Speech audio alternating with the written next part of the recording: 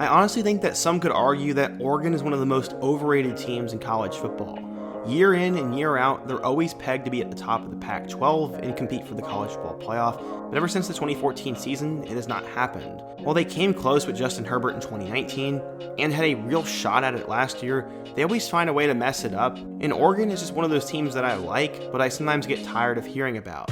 Going into the 2022 season, they had a new head coach, a new quarterback, 2 new running backs, new receivers, and a new defense, yet some thought that they were a playoff contender and a top 15 team. All offseason, I had been saying that Oregon did not deserve to be ranked, and that showed in Week 1 against Georgia. The Ducks got absolutely obliterated, their weaknesses were on full display, and now I have no idea what to think about this team for the rest of the year.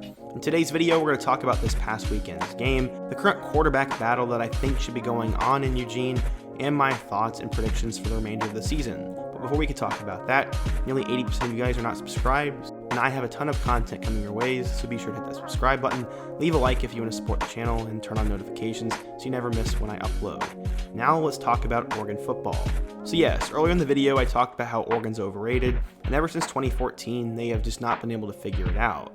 Going into the 2019 season, they had one of the top quarterbacks in the country in Justin Herbert, but they lost an early season matchup against Auburn and then blew it against Arizona State later in the year and missed their chance at going to the playoff. 2021, they returned 2 great running backs and had an experienced starter at quarterback in Anthony Brown.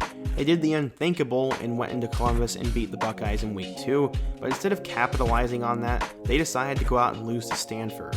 While they still had a chance at making the playoff, they ended up blowing it big time to Utah as they got embarrassed by the Utes and then lost to them again in the Pac-12 championship game. For 3 straight years, they've been hyped as a playoff team and they continually don't get there. This is nothing against Oregon, as I actually do really like the Ducks program, but they just never get the job done and I get tired of them being overrated. Then, somehow they bring in one of the youngest head coaches in the country, have a new quarterback that didn't do a whole lot at his previous school, have to replace their top 2 running backs, have a whole new set of receivers, and a very difficult Week 1 game, and people think that they deserve to be a top 15 team and a team that could win the Pac-12. I honestly thought that was a joke, and I said they would go 8-4. I got a lot of crap for that, but after their Week 1 performance, I'll let you decide. In the glorified Chick-fil-A kickoff home game for Georgia-Oregon, Bo Nix got off to a decent start, but then fell apart pretty quickly. He went 21 of 37 for 173 yards without a touchdown and 2 interceptions.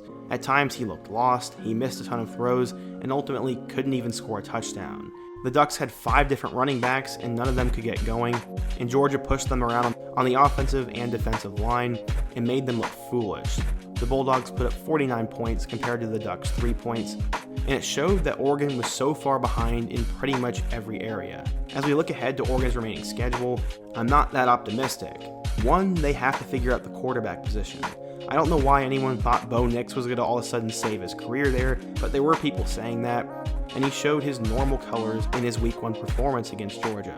Behind him, you have a former 5-star recruit in Ty Thompson and a guy with a lot of potential in Jay Butterfield. I think both of those guys need a chance to play, and at minimum, put Ty Thompson in the game. If Lanning continues to trot out Nix the entire season and Thompson doesn't see the field, then he's 100% going to transfer, and if things don't improve for them at that position, it might scare off Dante Moore. Oregon cannot afford to lose those 2 quarterbacks, so in my opinion, they need to roll with a young guy. I mean, their college football playoff hopes are already done, and at this point, Lanning just needs to prepare for the future. But when I do look at their schedule, it's not horrible. They get Eastern Washington next week before they have a pivotal game against BYU. Right now, I'm going to pick BYU to win that game, but maybe that'll be Oregon's coming out party. Road games against Washington State and Arizona kind of feel like trap games to me, but they should probably win both of those. And then home games against both Stanford and UCLA should also test them. They should beat both Cal and Colorado on the road before they have 3 difficult games to finish the year. They get Washington at home, who looks pretty good right now, Utah, who they haven't been able to beat in a while, and then their arch rival Oregon State, who I think is one of the breakout teams in the Pac-12. Right now it seems that Oregon's definitely going to make a bowl game, and they could still win 10+ games, but there is a slim margin of error, and based on their Week 1 performance, I would say that Oregon is in trouble, and there's a lot for Coach Lanning to figure out. But what do I know? If you're an Oregon fan, what do you think of Oregon's Week 1 performance? What should they do at the quarterback spot? And what are your expectations for the remainder of the season? Be sure to let me know down below, and if you're a fan of another school, give me another player, team, topic, coach, or situation I can talk about next. Also, don't forget to leave a like if you want to support the channel, subscribe if you're new, and check out all my other videos on the end screen. I hope to see you guys again soon, but until next time, peace.